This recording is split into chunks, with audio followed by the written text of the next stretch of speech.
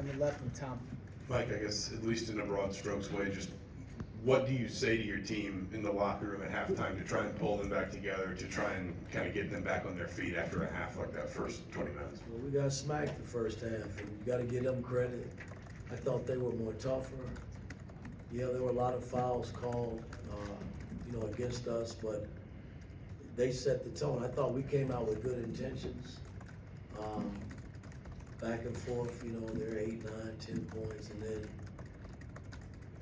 we couldn't make shots. That was a big difference in the first half. And they made shots and then got to the free throw line. And Edie had a lot to do with that. Tom on your left and Mike Niz. Michael, you mentioned good intentions there. Were you trying to play defensively that way and just sort of weren't allowed to, or Well, again, to describe that? I can't sit here and complain about the officiating. It's what it is. We couldn't get to Edie quick enough. I thought the way they set him up versus how we played him last season, and again, Trace and Race they're not here, and I got to get my two big guys a little more tougher.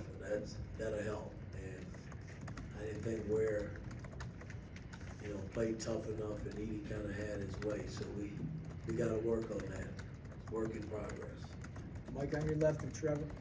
Yeah, Mike, you're not to kind of talk about the officials, but in terms of navigating the foul trouble, how tough was that when you had, Mbago and then Ware, but then Cups as well? I mean, was that difficult for you to kind of try to figure out how you want to approach as they stacked up like that? Well, again, it's kind of like the next man up, and I probably should have played not Ware, but Mac a little bit more, even with the 2 fouls, but I elected not to do that. But that's hindsight. I hate coaching that way, and thinking back to what I should have done. But at the end of the day, they played extremely well the first half. I thought we came out with big time energy the second half to cut it to 9, but when you dig a hole like that, against a pretty good team, it's hard to dig your way out. Trevor on your right and Rick. You said you thought about, or you should have brought McKenzie back a little bit earlier. He sat for 12 minutes. When did you start to think about bringing him back in the game, since he was one of the only ones making shots early? Well, again, it's a long game, but we fell back so quickly.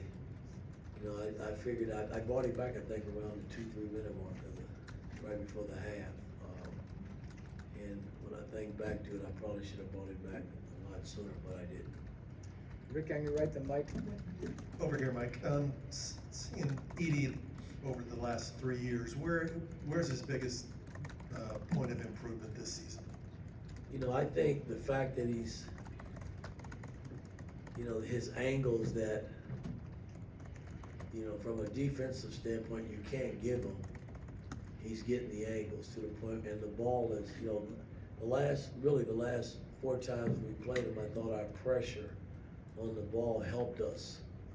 Whoever caught it, we had really intense pressure to the point where they just couldn't make pinpoint passes. And once it goes from the angle or top down to the big fella, it's tough to get help there quick enough.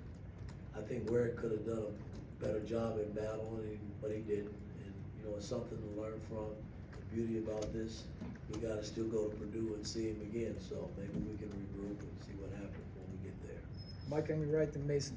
Coach, the way you guys played at the start of the second half, do you feel like that's something that's repeatable, or is that, you guys just maybe taking more risks, more chances because of the situation?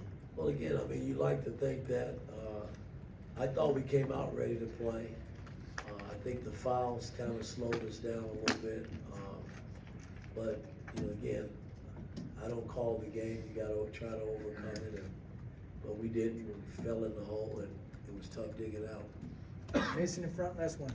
Coach, you kind of mentioned falling into a hole there offensively. When offense goes stagnant like that, is there something that you're seeing that isn't happening versus when the ball is going in the basket? Well, I thought the first half we got some good looks. I came in and we charted. There were about 7, 8 wide open shots that we didn't make. And, those are empty possessions that you leave on the table, and you come down and either we fouled or They scored, I mean, it wasn't a good combination for us the way we were playing, and, so we gotta move forward and get ready for Wisconsin now and see where we go from here. All right, thanks, Coach.